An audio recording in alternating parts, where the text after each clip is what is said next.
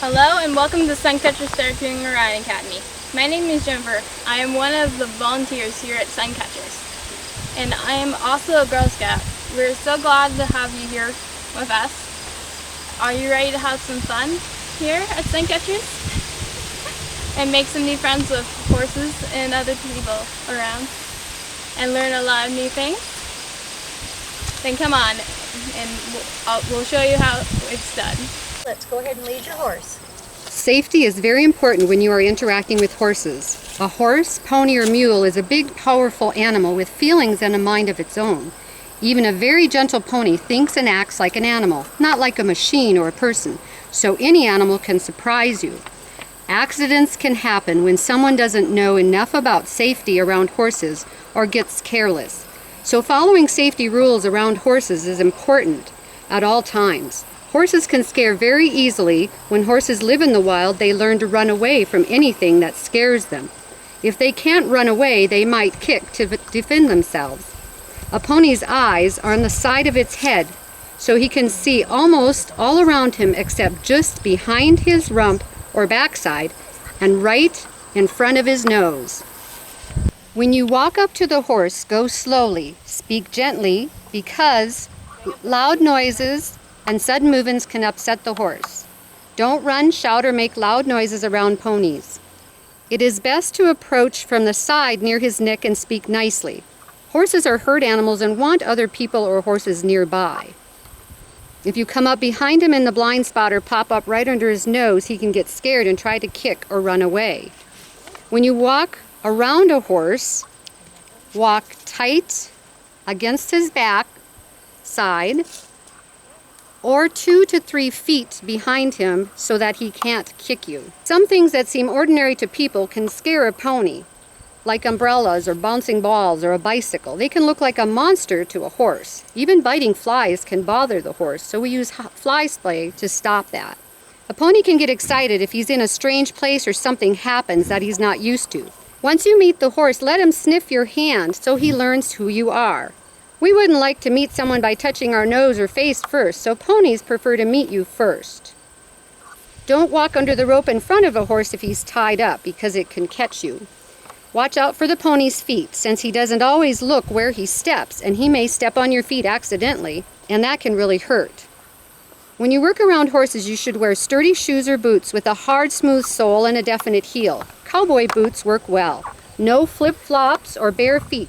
You should wear long pants, a shirt or a sweater, no loose scarves, pins, or large earrings, necklaces, bracelets, or rings.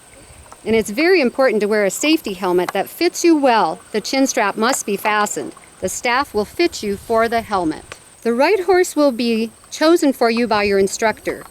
They will have the horse all ready for you with a halter or bridle and saddle. The horse has been groomed, the hooves picked out so there's no stones. You may get a chance to brush your horse before or after you ride. Later you'll learn to halter, lead, and saddle your pony. You will learn to mount your horse and ride in an enclosed ring or a riding arena. The staff or volunteers will lead your horse with 1 or 2 sidewalkers along your side to keep you safe. You may hold on to the reins or the saddle horn as you ride. It is important to know the main parts of your horse and saddle. The saddle parts of a Western saddle are the saddle horn, the seat, the stirrups, the bridle, the bit, reins, the lead rope, and halter. The main parts of your horse are the face, the muzzle, the mane, the neck, the withers, the shoulder, the back, the belly, the flank, the rear or buttock, tail, knees, and hoof.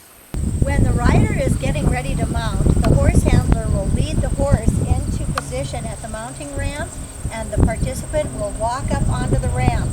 The instructor or another adult volunteer knowledgeable about mounting will be up here to help the person get on the horse. When the horse is in a good position to be mounted, the horse handler will let us know when you're ready. Are you ready? And then we always check the cinch before the person gets on. So now we're going to have Jennifer show how to get on the horse by taking a hold of the saddle horn, and she's going to swing her right leg over. I give her as little assistance as she requires, and all of the different riders will maybe need a little bit more help or a little bit less help. So she was easily able to stand on the ramp and get her leg over. Now she's safely on her horse. The horse handler will lead the horse out, and she will not put her feet into the stirrups until she is safely away from the ramp. Then she will put her feet in the stirrups, and they may need to be adjusted. In this situation, they look like they're too long for our rider, so we will adjust those upward so that they are fitted to the rider.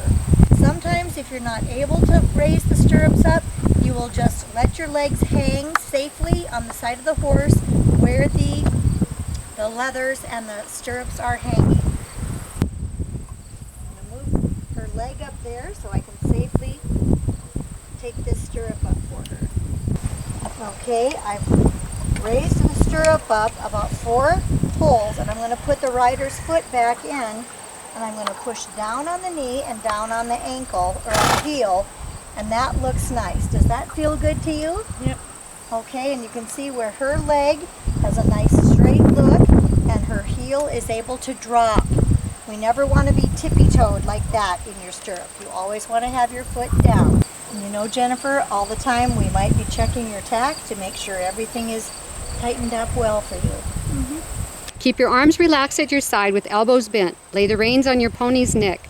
You may hold one rein in each hand or both together in one hand. Someone will lead your pony until you are more experienced.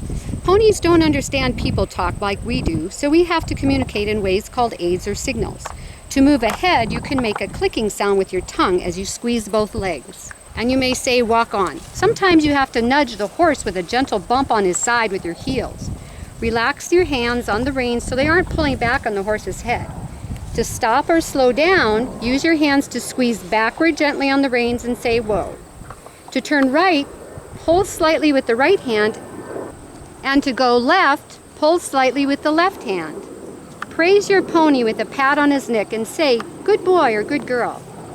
Look to where you want to go as you squeeze your legs. Some ponies are sensitive and respond quickly to a soft, light touch of your legs, and others may need more pressure from your legs to get moving. Ponies in a group copy other ponies. If one gets scared, they all startle. If one pony takes off, they all want to go. Some ponies don't like to be bumped or crowded, so when riding in a group, keep a safe distance between your pony and the others. At least 2 pony spaces between your pony's nose and the next pony's tail. If your pony gets too close to the one in front of him, it may cause the other pony to kick, and this could cause an accident. While riding, we'll stop for stretches. When you're riding in a ring, you ride near the fence or rail going in the same direction as the other riders. Don't hang back a long way behind the other horses because your pony may decide to catch up and go faster than he should and startle the other horses. You will also learn to ride around barrels and poles. You will also get the opportunity to perform other types of events such as roping a steer statue, participating in Fun Days and Tucker Day Rodeo, which is held in August.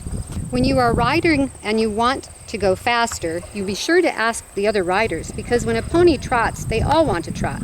If you see something dangerous, like a hole or a wire or broken glass, point it out as you pass to warn other riders. If you are slowing down or stopping, you should let other riders know by holding a hand over your head like a policeman. Pay attention to your pony. If he lays his ear back or swings his rump toward another pony, he may be ready to kick. Turn his head toward the other pony so his rump turns away and say no in a firm voice. Later, after you've ridden more, you may learn to trot. This is faster than a walk, more bouncy.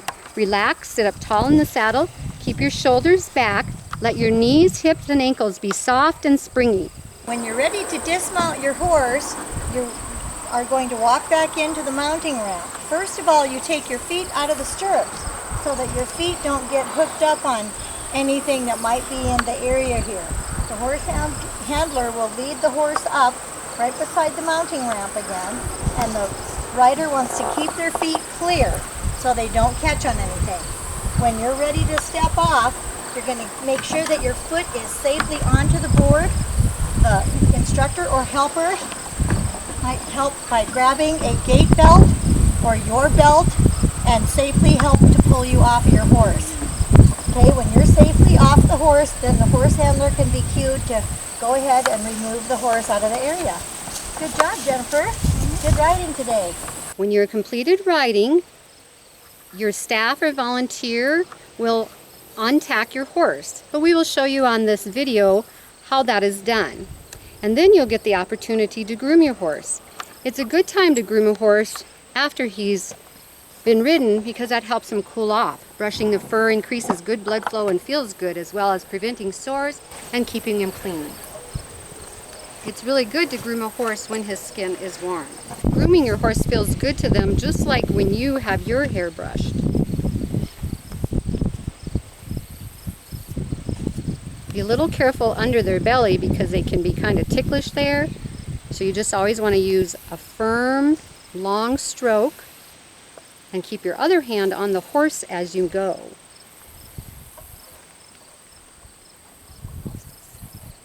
A horse that is hot and sweaty needs to cool down before being allowed to drink water. Otherwise, he will get sick. Your horse will be fed hay and grain by the staff, but you may bring a carrot or an apple treat to feed him in a bucket. I want to say thank you to Scamper here for being such a good demonstration horse while I demonstrated the safety procedures of riding here at SunCatcher's Therapeutic Riding Academy. And I think he deserves an award right now. Come on, boy.